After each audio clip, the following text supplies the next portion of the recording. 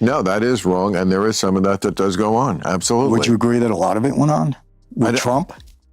With Trump? Oh, why you're obsessed with Trump? I'm not obsessed with him, but I just want to have this discussion. Oh, you're talking about lawfare. Well, yeah. I mean, it's a tough question that he put the country in, because as president, you don't want to go where so many other countries have gone, where the guy loses an election and now they prosecute him.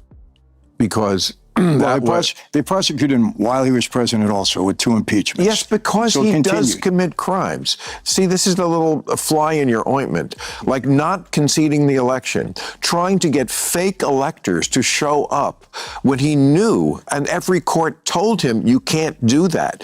That went to court over 60 times, laughed out of every court, pressuring the Justice Department, calling up the guy in Georgia, who was a Republican, the vote counter there, and saying to him, I need you to find 11,000 votes. It can't be more blatant than that. When former mafia boss Michael Franzese appeared on his show, he didn't just join an argument, he launched a verbal bombardment that left Maher scrambling for a response. With razor-sharp remarks and an unapologetic, streetwise attitude, Franzese tore through Maher's arguments, challenging his beliefs with the kind of confidence only someone who's walked the underground can deliver. The explosive exchange sent shockwaves across social media, igniting a fierce conversation as fans and skeptics alike dissected every fiery moment. This wasn't merely a conversation, it was a clash of 2 dominant personalities: comedy versus crime, ideology versus experience. And in the end, it was clear. Franzese didn't just make his point, he made an impact. One thing's for sure, this dramatic moment will be replayed and debated for a long time to come. I kept getting these indictments. I went to trial 5 times. I beat every case. But aren't these investigations of you for good reason? Because you were breaking the law? Here's the thing. Here's what they're talking about. And this is what Bondi recently said.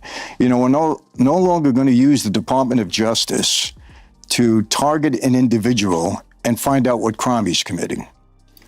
That's what they said. That's what's been going on in lawfare for the past couple of years. But I can almost understand it, you know, mafia, organized crime, because we were allegedly criminals at that time. So, hey, let me see what this guy is doing. We know he's doing something. We don't know quite what, but we'll figure it out. We'll investigate him.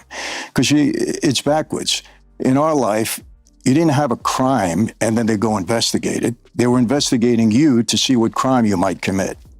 But the mafia was committing crimes. You deny that? No, I'm not saying that. I'm saying extortion, loan sharking. I'm saying you could almost say that's okay. All right, we know these guys are criminals. We don't know exactly what they're doing. We hear it. We have to find out. This is a criminal organization, so we'll target individuals and go after them. That's kind of okay. It was a fishing expedition where there were a lot of fish. That's a good way to put it. It started as a sharp exchange, but quickly turned into a paradox.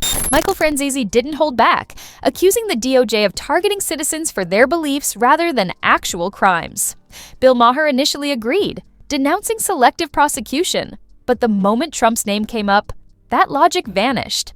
Suddenly, what was wrong became acceptable. Franzese exposed a clear case of cognitive dissonance, where principles crumble under political pressure. These are crimes. I would also say the Russia thing, even what he just said out loud, Russia, if you're listening, I wish you could help me with my campaign. We never did that before, Michael. You see, we ran our own campaigns. We didn't bring in ringers from the outside. It's part of the original documents that the founding fathers wrote. We don't want any help from outside because we're going to handle this ourselves.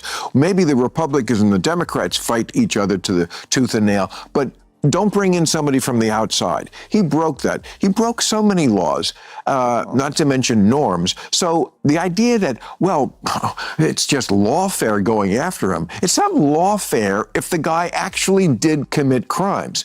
And again, you have to weigh that against what's the better tact, because you don't want to become that country where as soon as somebody leaves office, they prosecute them. What the president gets to do should have broad protection. That's true, because when you're president, you do have to make difficult decisions, like we may have to bomb you. Mm-hmm. And so you can't, you know what? Okay, you can't just be called a war criminal for everybody you bomb. Sorry, that's just the way of the world. but he took it to a different level. So yes, I don't think it was all just lawfare. Bill, these crimes that they allege, these are all nonsense. They're not all nonsense. I just listed why they weren't. No, let me. No, you don't care. You just like him. Like who you like. I don't like listen him. to the logic about it or the facts. No, you just like him. It's okay. I'll give You're you entitled. Let me give just you don't logic. Bullshit me, man. Let me give you logic and fact. For Trump, becoming the target of lawfare hinges on a blatant double standard. His adversaries believe he's guilty of major crimes, yet the actual charges often amount to trivial violations. Technicalities that, under other circumstances, might not even raise eyebrows. Meanwhile, former presidents like the Clintons and Obamas have been associated with far more harmful actions, including policies that led to the deaths of innocent people, yet they remain untouched. Franzese points out this selective prosecution. Why is Trump the sole target of continuous legal attacks, while others walk free despite arguably graver offenses?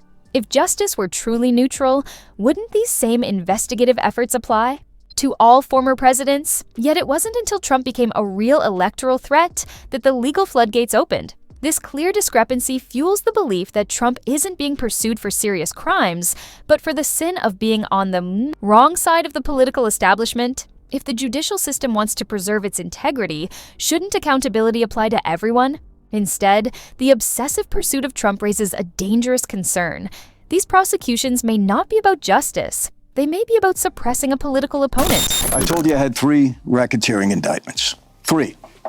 Okay? I know the statute inside out and upside down. We're back to you now. No. I'm coming to a point. I will tell you this.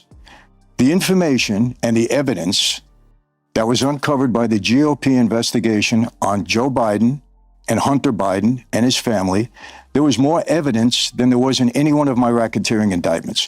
Joe Biden is treasonous. Listen to me. No, I agree. I'm agreeing with you. Okay, he's treasonous. He's not treasonous. Yes, he is. He sold out his vice presidency. That's treason for money. For fuck's sake. You just don't like him, so that's treason. Bill, but your guy... Bill, no. Let me tell you. You know why I don't like him? Oh, for fuck's sake. I don't like him because he's a liar.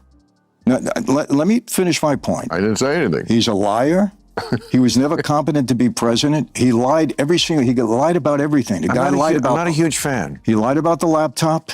He lied about everything. He had 51, him and his cohorts there, got 51 intelligence agents to lie about the laptop after they knew that the FBI had authenticated it. Absolute liar. Okay, as far as that, let me tell you this. Not a huge fan. He had 18 shell companies that did nothing. There was no brick and mortar behind him. There was no employees. All they did was collect money. How do I know about that?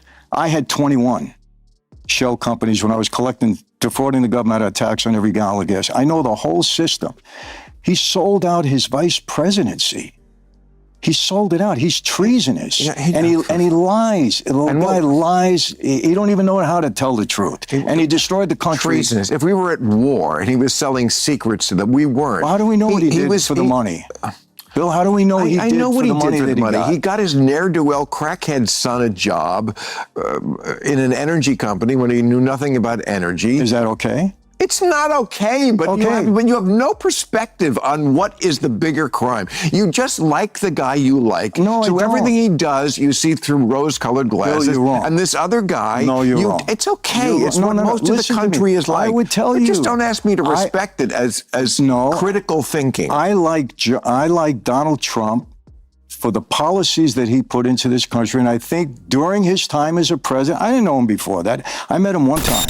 Michael Franzese doesn't pull any punches, and Bill Maher isn't having it. As an avid Biden and Kamala Harris supporter, Maher flat out refuses to entertain Franzese's claim that treason isn't only about selling secrets or aiding foreign adversaries. It may also take the form of actions that weaken a nation from within. And in Franzese's view, Biden's leadership has done just that. He lays out his position, permitting unrestricted immigration, tying the hands of local governments trying to enforce the law, preserving sanctuary cities, and favoring housing for undocumented migrants over wounded veterans.